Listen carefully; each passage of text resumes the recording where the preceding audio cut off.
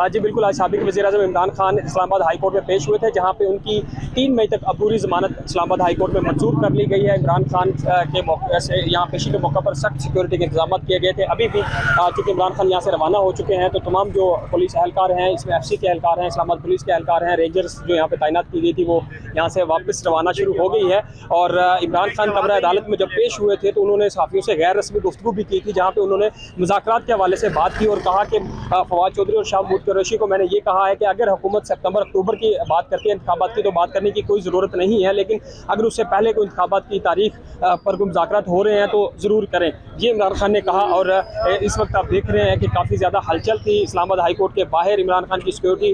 काफ़ी ज़्यादा सख्त थी। जब वो यहाँ अदालत आए तो उनकी गाड़ी को इस्लामाबाद हाई कोर्ट के अंदर जाने की इजाज़त नहीं दी गई थी, तो वो बुलेट प्रूफ जो शील्ड्स थी उनके हसार में पैदल अदालत तक रवाना हुए थे। उन्होंने अपना बायोमेट्रिक करवाया, फिर वो अदालत के सामने पेश हुए।